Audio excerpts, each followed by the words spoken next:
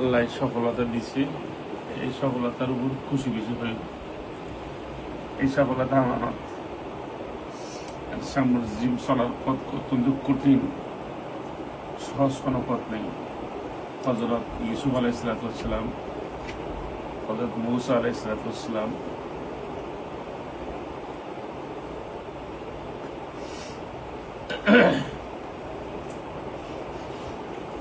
নবীগণের ইতিহাস যদি পড়ো দেখবা, একটা সফলতা আসলে আরেকটা কঠিন পরীক্ষা আসবে, একটা সফলতা আসলে আরেকটা কঠিন পরীক্ষা আসবে। সব পরীক্ষার উত্তীর্ণ হওয়ার জন্য সূরা আসরের শিক্ষাটা মাথায় রাখতে হবে। সূরা আসরের শিক্ষাটা যদি মাথায় রাখা হয়, আল্লাহ তাআলা মানুষদেরকে অত্যন্ত বরকত দেবে। আর সবচেয়ে যে গুরুত্বপূর্ণ বিষয়, মানুষ যখন দায়িত্বশীল হয়ে যায় তখন ইচ্ছা মতো চলার আল্লাহ তাআলা নিষেধ করেছেন। আল্লাহ রাসূল ইচ্ছা মতো কথা বলতেন না, ইচ্ছা মতো চলতেনও না, যতক্ষণ না আল্লাহ তাআলা বলার জন্য হুকুম করেন নেই। এটা একটা মানুষের জন্য শিক্ষা। দায়িত্বশীল ইচ্ছা মতো বলতেও পারে না, ইচ্ছা মতো করতেও পারে না, ইচ্ছা মতো যেতেও পারে না। এই জন্য হিজরতের সময় আল্লাহর ইচ্ছা হিজরত হয়েছে, এই জন্য আল্লাহ গাড়ে সেরার মধ্যে গাড়ে সুরজ মধ্যে আল্লাহ মাকড়সা দিয়ে দুশ্মনকে হেফাজত করছে। এই হিজরত যদি ইচ্ছা মতো হতো আল্লাহ হেফাজত করত।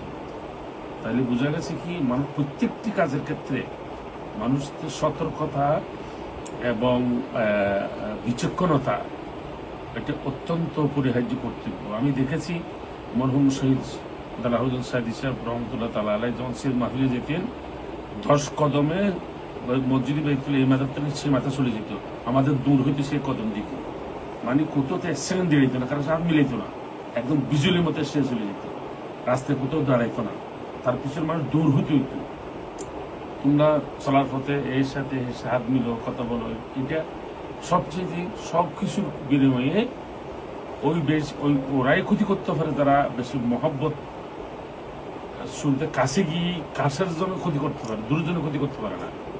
তাইলে আমাদের পরামর্শ থাকবে বাবা হিসেবে, আমাদের সকল দায়িত্বশীলদের প্রতি পরামর্শ থাকবে উদারতার সাথে সতর্কতা অবলম্বন করা এবং সবচাইতে সূরা আসরের শিক্ষা গ্রহণ করা। আল্লাহ তাআলার এই বাণীকে যদি আমরা অনুশীলন করি, আল্লাহ তাআলা সামর পথ চলাকে আল্লাহ সুগম করবে এবং হেফাজত করবে, জান মাল ঈমান ইজ্জত তারপরে হেফাজত করবে। আমরা বাবা হিসেবে দোয়া করি কিছু করতে